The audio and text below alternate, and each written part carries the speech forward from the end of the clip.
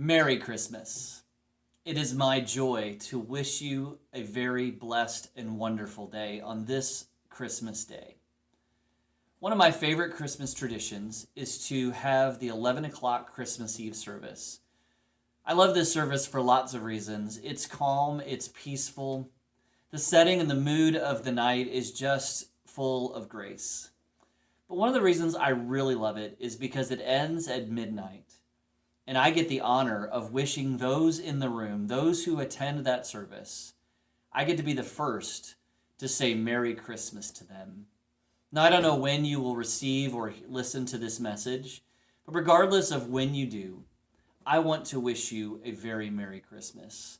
I hope that this message finds you enjoying everything precious about the gift of Jesus, the joy of family and friends, the peace brought out of the silent and holy night of Jesus' birth, and the hopeful anticipation of what this day will bring for you and for the world.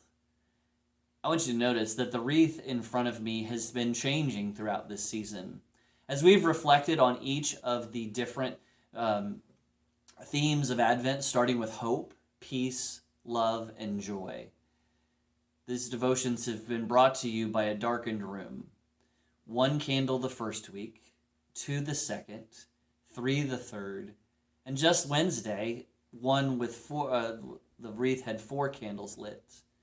Now we have all 5, and we've increased the light in the room as a sign and as a symbol of all that God is doing.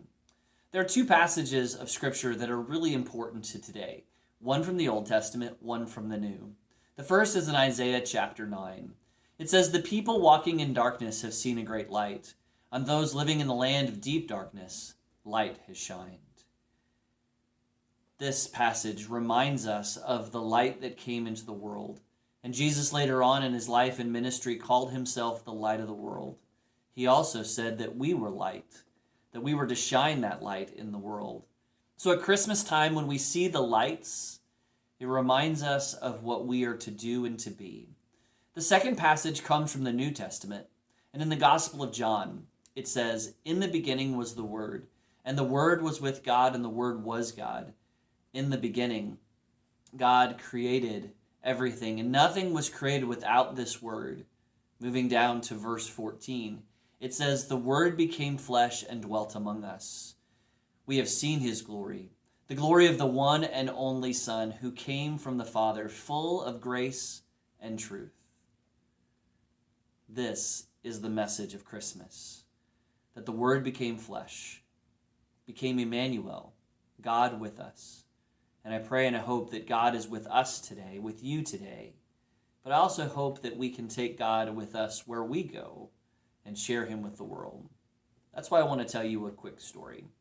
It's a story of a church that was celebrating the Christmas season, and one of their traditions was to have a large nativity set outside their sanctuary. Out on the front lawn of the sanctuary, there were all the normal characters: Mary and Joseph, the shepherds, the wise men, all the animals, all in plastic form. And of course, the centerpiece of this nativity was the stable, the manger that Jesus laid in, and a representation there of Jesus in the manger. The nativity set had been set up all season long, and a spotlight on it at night, and people would drive by and be inspired by the wonderful scene. On Christmas morning, following their Christmas Eve services, the next morning, the pastor had come in to do a devotion similar to what I'm doing for you today, and it was also their tradition to have a Christmas Day service. And the pastor immediately noticed as he pulled up to the church that there was something missing in the nativity. The baby Jesus was gone. As the congregation gathered for that morning Christmas Day service, the pastor had made the announcement, and others had noticed as well, that Jesus was missing.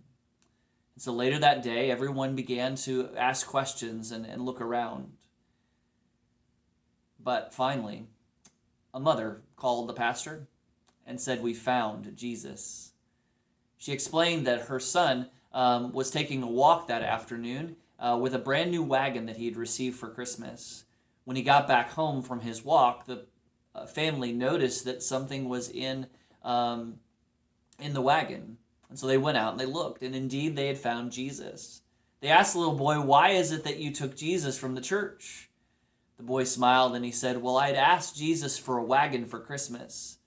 And since I got it, and I told him if I did get it, that he would be the first one that I'd give a ride to." So the boy took Jesus for a walk. My friends, will you take Jesus with you throughout this Christmas day, but also into the new year as you share him with the world? God bless you and have a great day. Merry Christmas.